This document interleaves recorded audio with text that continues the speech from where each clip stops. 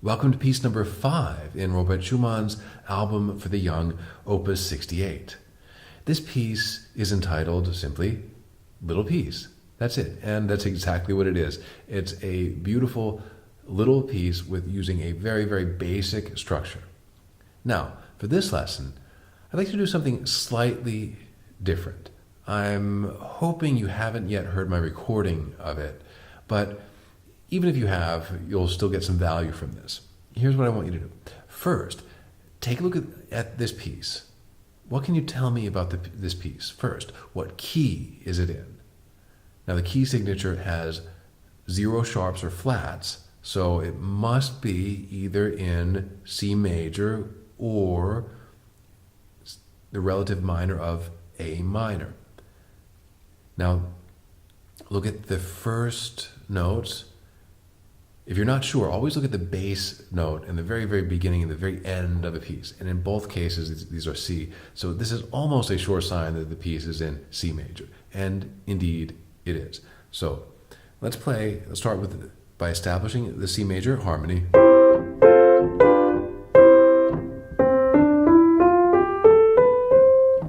So we have scale degrees 1, 2, 3, 4, 5, 6, 7, 8. I want you to start thinking in terms of scale degrees, in terms of where you are in the scale. So here's my challenge to you. Can you sing the first note of the melody? First, what is it? Okay, you should recognize it as an E. And which solfege syllable is E? Okay, it's me, so you would sing me. Now the question is, can you sing it without me doing anything else, without you playing it on the piano first? Do you hear it in your mind's ear? You should hear this, me. And what about the rest of it? The next note, it's right next to it, mi, fa, and then after that, sol, and then after that is la. And I'm actually reaching the limit of my voice. I can't go up very high. I have a pretty deep voice. So here we have mi, fa, sol, la. And then what is the next note in the melody? Okay, you should recognize it right away as a D. If you've gone through my How to Read Sheet Music course and you've done the exercises, then you should have no problem with that. D is which solfege syllable? Okay, it's re.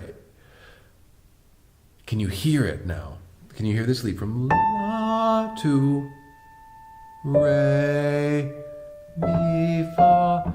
See, that's what I want you to do with this. I want you to go through the rest of it and simply pause this video and challenge yourself. See if you can hear each of the melody notes in your mind's ear without having to play them. You can play a C just to give you the starting point, because you have to establish the key, and this is in C major, so by all means play a C or play a C major scale. Or here, I'll play a chord progression for you. So you should have C major now firmly fixed in your mind's ear, and pause this video and see if you can hear the other notes of the melody in your mind without having to play the notes first. Okay, what did you learn? Have you gone back and have you checked then these notes on the piano?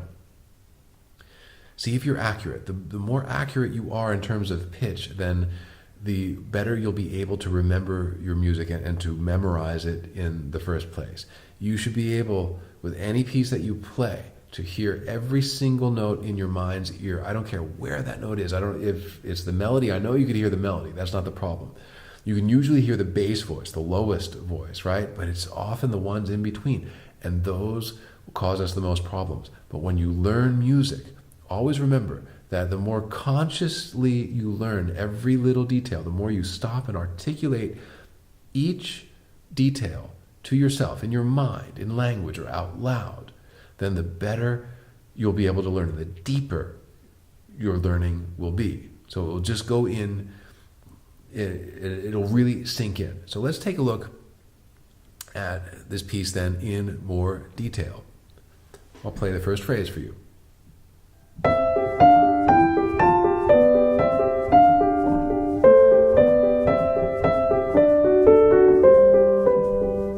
the first phrase. And that sounds like a musical what? It's like a musical question. It's unfinished. We're in the key of the... We're in the tonic key, but this goes to the dominant. And what is the dominant of C major? The dominant, remember, the tonic is the first note of the key, which is C. The dominant is the fifth. It's G. And this triad, this chord, is built on G. So this is a very, very typical antecedent phrase. So it's like a musical question. And now the consequent phrase comes, and the consequent phrase will start with the same material as the antecedent phrase. So it starts in exactly the same way. So here's the consequent phrase now.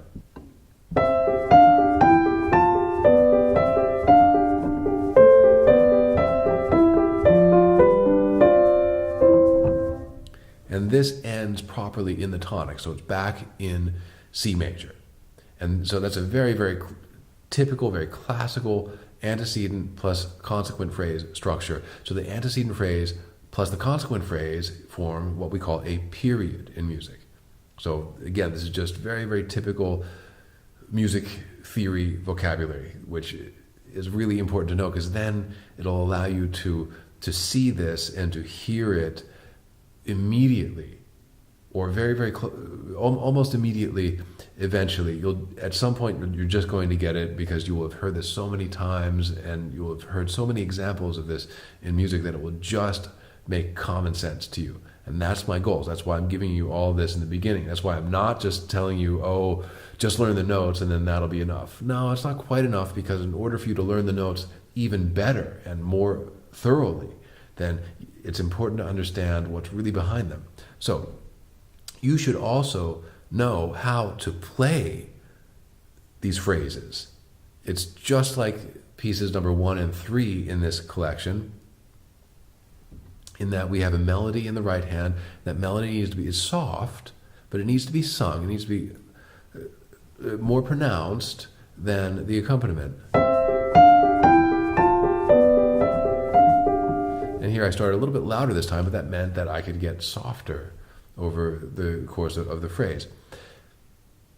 And the left hand is just like in pieces numbers 1 and 3 of this collection, in that we have this,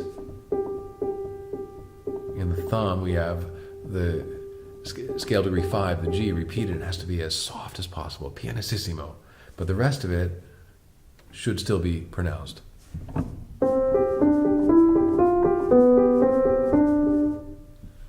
Just like that. So you don't want this kind of bounce.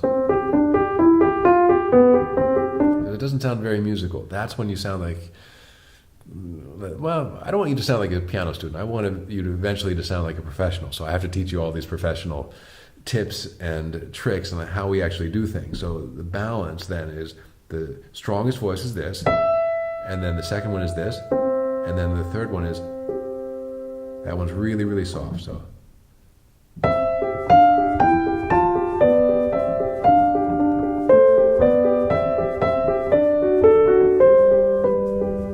I'm using a little bit of pedal here on each melody note. I press the pedal, I change the pedal just after I play the note. That's how we do it. I've covered that in other lessons as well. So that's how you can shape these beautiful phrases in this little piece. Let's look at the contrasting material then in the middle.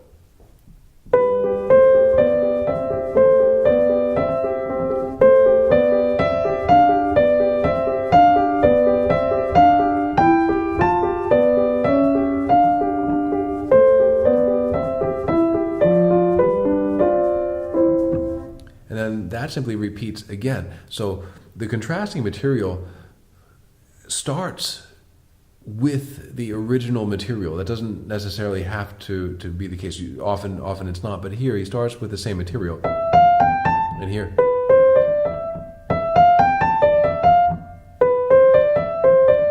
It's extremely similar. It's the exact same contour. We have the ascending line. It goes by step, by scale degree, so the notes are next to each other. And it goes up 4 notes, and then there's a leap downward, and then 3 notes rise, right? And here we have 4 notes, and then and then. So it keeps ascending, it keeps rising. This is a sort of sequence. So the material is treated sequentially. So here, and then that starts on, first it starts on B, then it starts a step higher. And then it simply leads back to the very familiar material right now. And we have a little note in the left hand here in measure 13 that's added for color. We have the C sharp, which is not a part of C major, because C major has C natural, not a C sharp. Remember, in each key, we only use each letter once. So in every key, with traditional scales at least, in every key there is C something. It's either C natural, C flat, or C sharp. There's D something, and D natural, D flat, D sharp, etc. So in C major, you can't have C and then C sharp because it's a traditional key. So we have simply a C natural. There's no sharp or flat. So this C sharp then is not a part of C major. It's foreign and it's chromatic. What is it doing there? It's there for color, and it also, where does it want to go? Can you hear this? It wants to it wants to go up to the D, and that's what it's doing there. It's what's called a chromatic note, and it leads upward to scale degree 2 to the D. And when you have little notes like that might be chromatic, they're non-harmonic tones, they don't really fit in there, they're often added for color, and you give them a little bit of extra emphasis, just a touch, a very, very slight accent. Let us notice it. Accent it in some way. You can play a dynamic accent, meaning play it louder. You can also take time, so play it longer. So this is, you could do both. This is what I did. Actually, I played it both louder and longer.